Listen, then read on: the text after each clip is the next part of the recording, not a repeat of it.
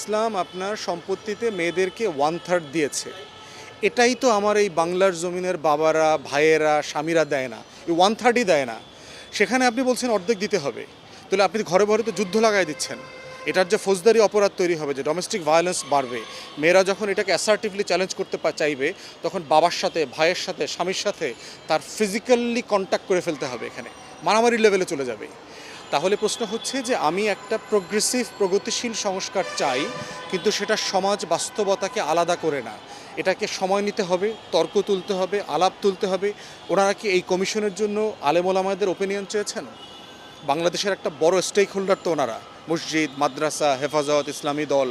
বাংলাদেশের মতো একটা কনজারভেটিভ মুসলিম দেশে আপনার এটা গ্রহণযোগ্য প্রস্তাব কিনা? বাস্তবতা হচ্ছে যে যৌনকর্মীরা কি নিজের ইচ্ছায় জীবনে যৌনকর্মী হয়েছে কিনা, তারা কি যৌনকর্মে থাকাটাকে সম্মানজনক মনে করে কিনা, সে যৌনকর্মী এই পেশায় তার মেয়েকে আনবে কিনা। আমি বহু যৌনকর্মীর ইন্টারভিউ দেখেছি, তার মেয়েকে তো সে ডাক্তার বানাইতে চায়, তার মেয়েকে তো সে ইঞ্জিনিয়ার বানাইতে চায়, তার মেয়েকে তো সে টিচার বানাইতে চায়, তার মেয়েকে তো সে উকিল বানাইতে চায়। আমি তো কোনো যৌনকর্মীর মেয়ে শুনি নাই যে তার স্বপ্ন জীবনের যে তার মেয়েকে সে যৌনকর্মী বানাইতে চায় এবং প্রয়োজনে সে ইউরোপ আমেরিকাতে তাকে যৌনকর্মী হিসেবে পাঠাবে। এটা তো শুনি নাই। তাহলে প্রশ্ন হচ্ছে, নারীদেরকে যারা বাধ্য হয়ে এই পেশায় এসছেন তাদের জন্য আমরা সম্মানজনক পুনর্বাসন চাই, তাদের বিকল্প সম্মানজনক কর্মসংস্থান চাই, তারা যেন সমাজে সম্মানের সাথে ফিরে আসতে পারে। তাদের শারীরিক, মানসিক, মনস্তাত্ত্বিক যে ট্রমা আছে, এই ট্রমাকে রাষ্ট্র আকারে জাতি আমাকে হ্যান্ডেল করতে হবে। এটার মানে এইটা না যে তাকে আপনি ওই পেশায় আরও থাকতে বাধ্য করবেন। এটা এটা এটা এটা সমাধান না। এই সংস্কার কমিশন কি যৌনকর্মীদেরকে ডেকেছে কিনা, তাদের কষ্ট দুঃখ বোঝার চেষ্টা করেছে কিনা, তারা আসলে কি চায়? তারা কি স্বীকৃতি চায়, না তারা বিকল্প সম্মানজনক পুনর্বাসন চায়? তারা আসলে কোনটা চায়?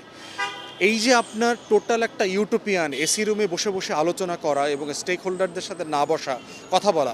আমাদের কাছে প্রস্তাব চেয়েছে, আমরা লিখিত প্রস্তাব দিয়েছি এবং লিখিত প্রস্তাবের মধ্যে আপনার নারীদের সুরক্ষা, সংরক্ষণ, তারপরে হচ্ছে নিরাপত্তা। মেয়েদের দেখেন সিম্পল জিনিস না, একটা পাবলিক টয়লেট নাই যেখানে আপনি মহিলা পুলিশের দায়িত্ব যারা পালন করেন দেখবেন। বাংলাদেশে মেয়েদের একটা বড় ধরনের রোগের মাত্রা বেড়ে যাচ্ছে হচ্ছে শুধু ওয়াশরুম ব্যবহার করতে না পারার কারণে। তারা পর্যাপ্ত পানি খায় না, পর্যাপ্ত পানি খাওয়ার পরে হচ্ছে ওয়াশরুম ব্যবহার করতে পারে না। এটার কারণে যেটা হচ্ছে, মেয়েদের প্রচণ্ড রকমের মেয়েদের রিলেটেড অনেক ডিজিজ গ্রো করছে। তাহলে আপনি তো ন্যূনতম সিকিউরিটি যেই দেশে রাষ্ট্রে নাই, সেই রাষ্ট্রে আপনি 50-50 সম্পত্তি চাচ্ছেন, 300 মহিলা আসন চাচ্ছেন। ঢাকার বাইরে গিয়ে দেখেন না মানুষ কি মনে করে, গ্রামেগঞ্জে যান না, সমাজ কিভাবে বাঁচে, সমাজ কিভাবে ধারণ করে। ইটের ভাটায় কাজ করে যে মহিলা শ্রমিকটা, তার জীবনের গল্পটা শোনেন না, সে আসলে কি হইতে চায়। 600 সংসদ সদস্যের প্রস্তাবনা দিয়েছে, যেটা বাংলাদেশের কোনো রাজনৈতিক দল, কোনো কমিশন এখন পর্যন্ত, কোনো আলোচনাতে, ইভেন মেয়েরা পর্যন্ত, ফিমেল পলিটিক্যাল লিডার যারা আছে, নারী নেত্রীরা, তারা পর্যন্ত কেউ বলে নাই যে আমরা 600 আসন চাই, এর ভিতরে 300 আমাদেরকে ডাইরেক্টলি ইলেক্টেড করতে হবে।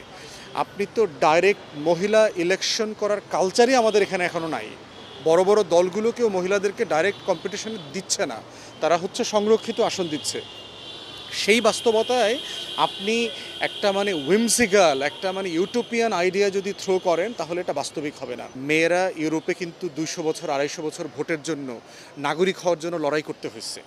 ইউরোপের মেয়েরা গত 50-60 বছর আগে, 70 বছর আগে ভোটের অধিকার পাইছে। অতএব যেটা সে 70 বছর আগে পাইছে, সেটা আমরা অলরেডি পেয়ে আসতেছি। মাথায় রাখতে হবে, এদেশের মেয়েদের কিন্তু রাস্তায় নামতে হয় না এই ভোটের জন্য। এদেশের মেয়েদের বিয়ের স্বীকৃতি, তালাকের স্বীকৃতি, সম্পত্তির স্বীকৃতির জন্য রাস্তায় আন্দোলন করতে হয় নাই। ইউরোপের মেয়েদেরকে শত শত বছর ধরে এটার জন্য লড়াই করতে হয়েছে। অতএব সেই বাস্তবতায় আমাদেরকে প্রগতিশীল চিন্তা করতে হবে, কিন্তু বাস্তববাদী হইতে হবে। আমরা সংস্কার চাই, কিন্তু মাটি, মানুষ, এদেশের স্টেক হোল্ডার, অংশীজন, আলেম ওলামায়ে কেরাম, এই পুরো সেকশনকে শত্রু বানায় না। তাহলে 2012-13 সংকট কিন্তু আবার রাষ্ট্রে ঘনীভূত হবে। সেই বাস্তবতায় এই সংস্কারকে পুনর্মূল্যায়ন করা দরকার বলে আমরা মনে করছি।